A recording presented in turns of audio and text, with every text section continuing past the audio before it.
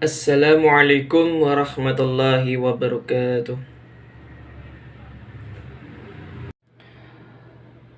Taib, tamam, taqaddimu ismi Muhammad Hamdan Zulfa fi raqmu tullabul jami'ati thani wakhid thani ishru thalis ishru arbah khamsah. Nomor NIM saya 212 03045. الآن سوف ستعرفوا في هذا الدرس عن khat al-Arabi. Jadi pada kesempatan kali ini saya akan membahas mengenai konsep aspek penting dalam agama Islam, yakni khat. Khat merupakan salah satu konsep yang memiliki makna mendalam dalam Islam. Secara bahasa, khat berasal dari kata khata. Jadi bacanya khat. Artinya catatan, mencatat atau menulis. Itu maknanya. Namun dalam konteks agama itu, khat memiliki makna yang lebih luas dan mencakup berbagai aspek kehidupan seorang muslim. Jadi materi hari ini akan membahas pengertian, tujuan, serta pentingnya khat dalam konteks agama Islam. Kita akan mempelajari bagaimana khat sangat penting dalam menyebar ilmu agama, memperkuat iman, serta membimbing umat menuju kehidupan yang lebih takwa dan bermakna. Dari sini kita mulai dari sejarahnya, dan selanjutnya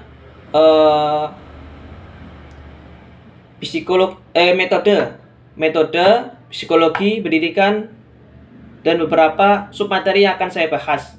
Jadi sebagai penonton diharapkan memperhatikan, bila ada poin penting silakan dicatat. Berikut pembahasan yang pertama, yakni sejarah.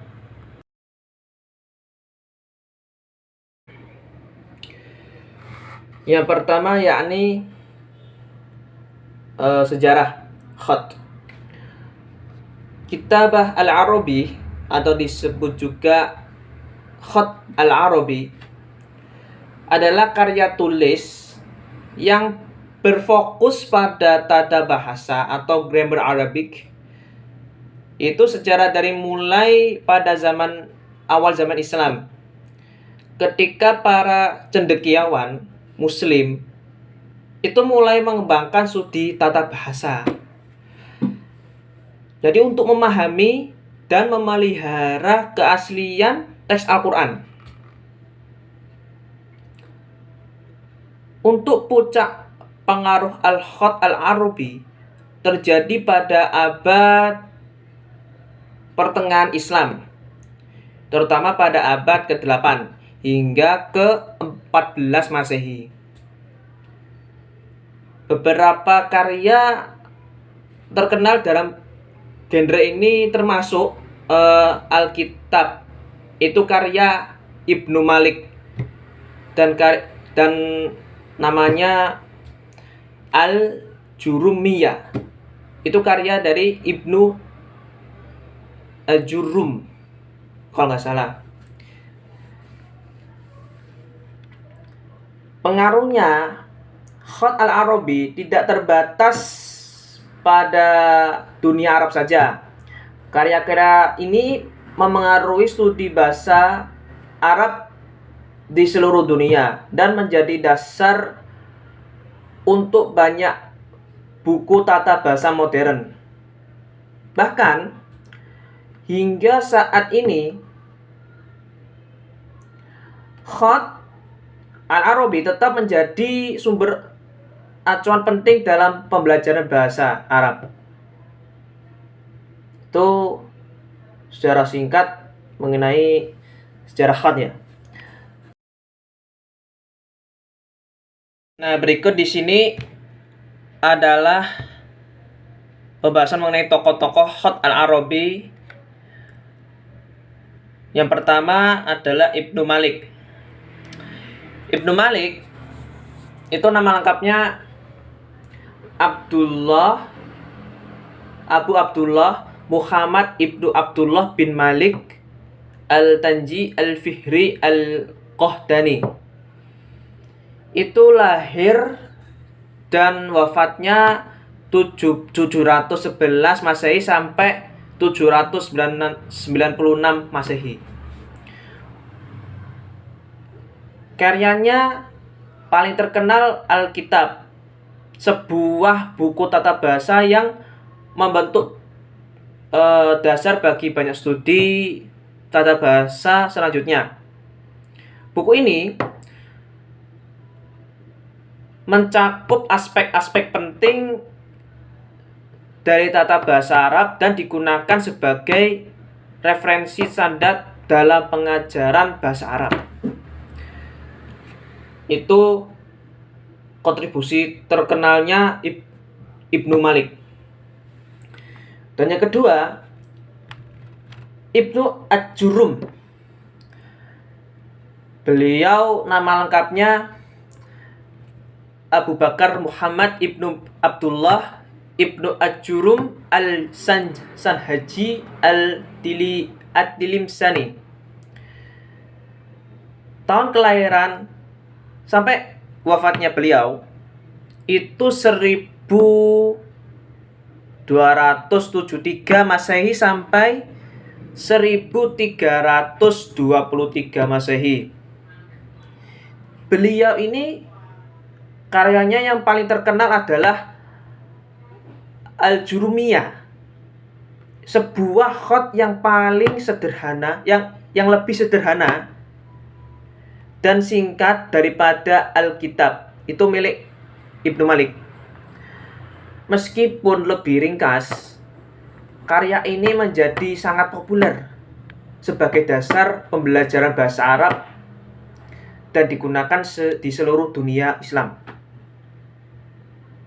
Nah, itu tokoh-tokoh khat yang saya pahami.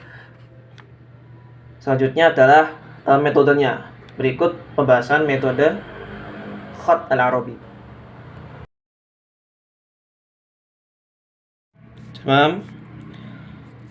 Kali ini saya akan membahas metode. Itu metode pengajaran bahasa Arab melalui khat al-Arabi adalah pendekatan yang fokus pada grammar Arabic atau disebut tata bahasa Arab dan struktur bahasa Arab. Jadi pendekatan tata bahasa itu adalah berfokus pada pemahaman dan penerapan tata bahasa yang benar. Ini mencakup aturan konjungsi, bentuk kata, tata kalimat, dan sebagainya. Tujuannya adalah memastikan bahwa siswa memiliki dasar tata bahasa yang kuat untuk memahami dan mengkomunikasikan pesan dalam bahasa Arab. Itu metode pendekatan tata bahasa atau grammar Arabic. Yang kedua adalah struktur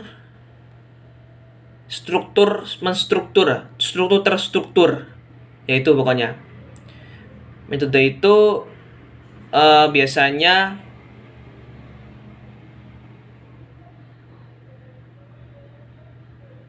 struktur dengan baik.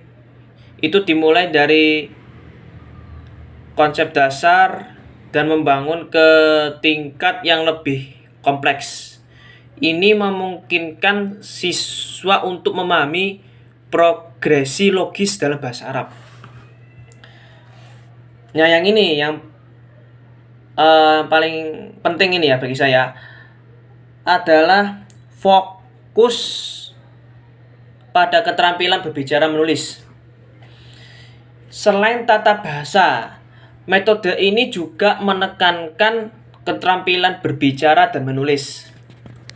Siswa akan diajarkan bagaimana membangun kalimat yang benar, mengungkapkan diri secara lisan, ya artinya ya semacam istima lah, kalam, dan menulis teks yang jelas dan efektif dalam bahasa Arab. Nah, ini beberapa metode Khat al-Arabi yang saya pahami, hampir tiga yang saya bahas. Selanjutnya adalah psikologi. Berikut penjelasan psikologi Khat al-Arabi.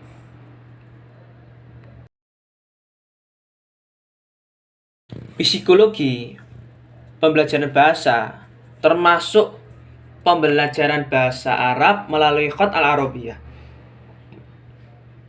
melibatkan pemahaman pendalam tentang bagaimana individu memperoleh, memproses, menyimpan, dan menggunakan informasi bahasa.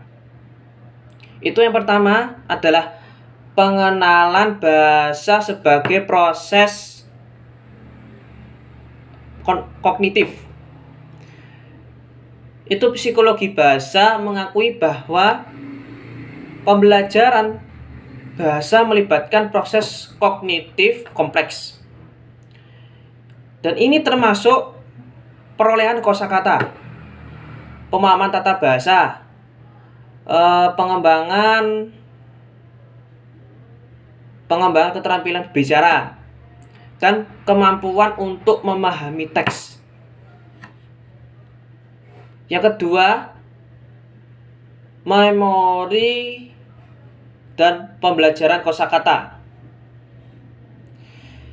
Pemahaman kosakata itu aspek penting dari pembelajaran bahasa. Psikologi bahasa menunjukkan bahwa memori jangka pendek maupun jangka panjang melainkan peran penting dalam mengingat dan mengakses kosakata baru. Yang terakhir, pemahaman tata bahasa. Jadi psikologi bahasa memandang pemahaman tata bahasa sebagai hasil dari proses kognitif yang melibatkan pengenalan pola dan struktur bahasa. Pengajaran melalui Khat al-Arabiyah memanfaatkan pendekatan sistematis untuk memfasilitasi pemahaman tata bahasa Arab. Itu pembahasan mengenai psikologi Khat al-Arabiyah. Berikut yang terakhir mengenai pendidikan Khat al-Arabiyah. Berikut penjelasannya. Pendidikan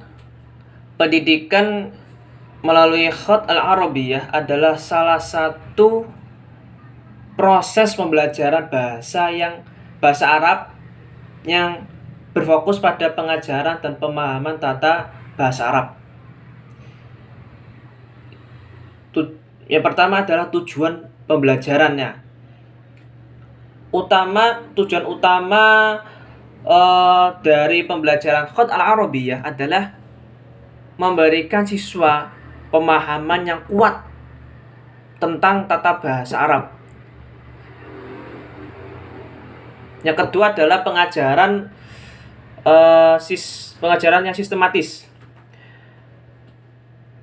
Pendidikan melalui Khat al-Arabiyah biasanya mendesain dengan pendekatan sistematis, mulai dari konsep dasar hingga tingkat yang lebih kompleks. siswa diberi landasan yang kokoh dalam tata bahasa Arab. Yang ketiga, pengguna bahan bacaan asli. Seringkali pendidikan ini memanfaatkan teks-teks asli dalam bahasa Arab, termasuk ayat-ayat Al-Quran atau hadis-hadis Nabi Muhammad SAW. Hal ini memungkinkan siswa untuk terbiasa dengan penggunaan bahasa Arab dalam konteks sehari-hari. Nah, itu pembahasan terkait pendidikan Khat Al-Arabiyah. Nah, terima kasih atas perhatiannya kepada penonton. Saya harap pembelajaran Khat hari ini agar sudah dipahami dan dijadikan sebagai ilmu utama dalam pembelajaran bahasa Arab, yakni Khat Al-Arabiyah. Sekian, apabila ada salah kalimat atau perkataan, kami mohon maaf sebesar-besarnya. Akhir kalam, wassalamualaikum warahmatullahi wabarakatuh.